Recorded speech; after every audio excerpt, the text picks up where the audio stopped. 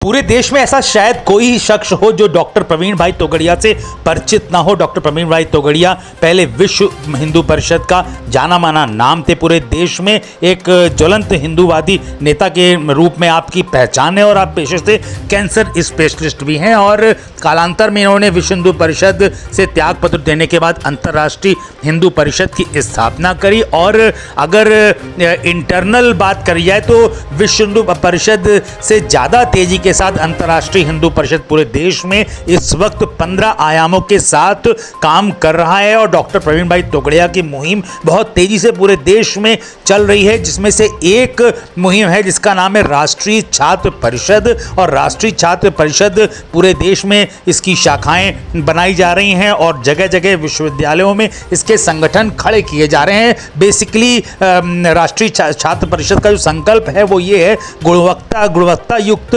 सस्ती शिक्षा और शिक्षा के बाद रोजगार और शिक्षा का व्यापारीकरण बंद करने का इनका संकल्प है। और छात्रों से जुड़े हुए सीधे मुद्दे ये देख रहे हैं, इसलिए छात्र काफ़ी बड़ी संख्या में आकर्षित होकर के राष्ट्रीय छात्र परिषद से जुड़ रहे हैं। और इसके लिए एक छात्र साथी सम्मेलन भी जगह जगह आयोजित किए जा रहे हैं, जिसमें छात्रों की समस्याओं का निराकरण किया जा रहा है। और यह भी इनका मानना है कि पिछले 3 वर्षों से आर्मी की भर्तियां भारतवर्ष में नहीं निकली हैं, जबकि बराबर रिटायरमेंट जारी है। और इस कारण से इन्होंने कहा है कि गृह मंत्री को भी राष्ट्रीय छात्र परिषद एक ज्ञापन सौंपने वाला है और इसकी डिमांड करने वाला है। बड़े स्तर पे इसकी तैयारी है कि तत्काल आर्मी की भर्तियां प्रारंभ की जाएं। और उसके साथ ही साथ जैसे कोविड काल में छात्रों को प्रमोट कर दिया गया, उसमें कोई भी एक पैरामीटर नहीं रखा गया कि किसी को प्रमोट किया गया और किसी को प्रमोट नहीं किया गया। तो जिन लोगों को प्रमोट नहीं किया गया उनका पूरा साल उनके सामने बर्बाद हो रहा है। और इसलिए ये उनकी भी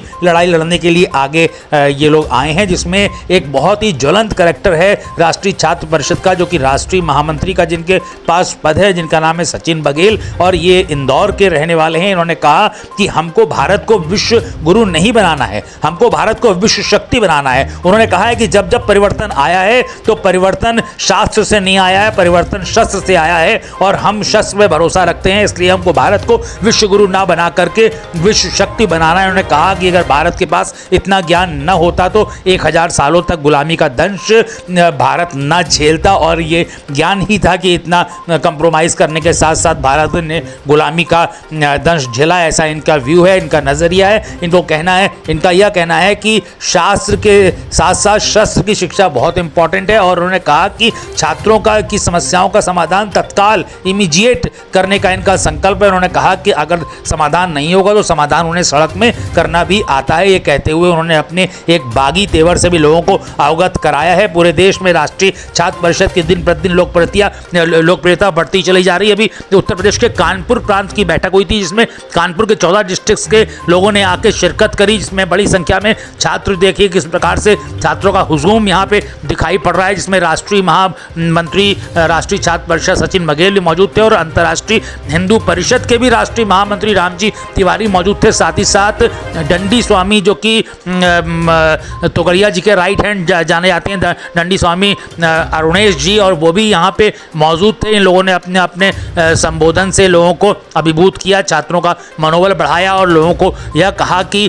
शिक्षा के बाद रोजगार होना बहुत आवश्यक है और गुणवत्ता युक्त सस्ती शिक्षा आवश्यक है। और उसके साथ उन्होंने इस बात पे बल दिया कि शिक्षा का व्यापारीकरण बंद होना चाहिए। और उन्होंने कहा कि अगर हम स्किल की शिक्षा दें, मतलब स्किल्ड शिक्षा लोगों को दें, तो लोगों को रोजगार नहीं मिलता है तो लोग स्वयं अपना रोजगार पैदा कर सकते हैं। उन्होंने कहा कि कई ऐसी जो पैटर्न चल रहा है शिक्षा का, उसमें उस पैटर्न में केवल किताबी ज्ञान ज़्यादा है और मतलब स्किल की नॉलेज कम दी जाती है। उन्होंने कहा स्किल की नॉलेज देने पे इन्होंने बेसिकली जोर दिया। आइए सुनते हैं सचिन बघेल को कि सचिन बघेल क्या कुछ खास कहना चाह रहे हैं। कभी कार्यक्रम कानपुर प्रांत का कानपुर नगर उत्तर प्रदेश में सरस्वती ज्ञान मंदिर में संपन्न हुआ, जिसमें बड़ी संख्या में राष्ट्रीय छात्र परिषद के छात्रों ने इसमें शिरकत करी। दिल्ली यूनिवर्सिटी में भी इनकी बॉडी तैयार हो चुकी है और दिल्ली यूनिवर्सिटी में भी ये इलेक्शन आगे आयोजित कराने वाले। उन्होंने उन्होंने कहा कि पहले होता क्या था कि स्कूल डेज से ही लोगों के अंदर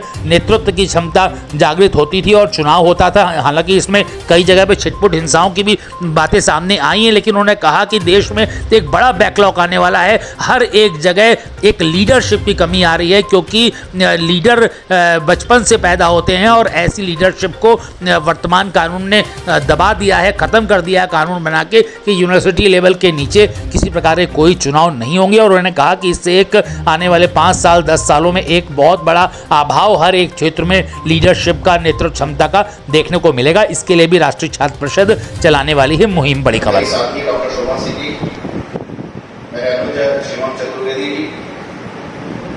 और कानपुर नगर के विद्यार्थी कार्यकर्ता बाद में पता लगा, मुझे बाहर बैनर पर देखा, फतेहपुर से कार्यकर्ता आए हैं, उनका भी स्वागत करने की कोशिश। बहुत ज्यादा टेक्निकल बातें नहीं कहूंगा मैं। शिवम जी ने सारे अध्ययन, सारे आंकड़े उनकी बात में, उनकी भाषा में सारे आई ही गए। लोकल जो कार्य आपके कानपुर यूनिवर्सिटी के कुछ छोटे छोटे इश्यूज थे, वो डॉक्टर सुभाष जी ने कहने का प्रयत्न किया ही। तो बात शिवम जी ने जब शुरुआत में बात की तो उन्होंने शब्दों के संदर्भ में कुछ बातें कही थी कि शब्द विकास है और बहुत सारी उपमाएं कही थी शब्दों के संदर्भ में। मैं बहुत ज्यादा प्रोफेशनल होता नहीं हूँ, लेकिन बोल लेता हूँ। तो 3-4 स्टेप में मेरी बातें अलग अलग हिस्सों में होगी, आप लोग सबका, और बाद में उसका एक जगह ला करके उसका विश्लेषण आप कीजिएगा। लेकिन 3-4 अलग अलग हिस्सों में अपनी बात रखूंगा मैं, और उन बात को समझने की कोशिश कीजिएगा। और जब रात को घर जाए तो उस पर चिंतन और मनन कीजिएगा, और रात तक समझ में आ जाए तो अपने काम में गति दे दीजिएगा। तो मैंने बात कही कि शब्द की बात कही कि शब्द विकास है, बाकी बहुत सारी उन्होंने बात कही। तो मेरा ऐसा मानना है कि जब इतिहास को बदलना होता है और परिभाषाएं बदलनी होती है तो विकास का मानक फिर शब्द नहीं होता, विकास का मानक शस्त्र होता है।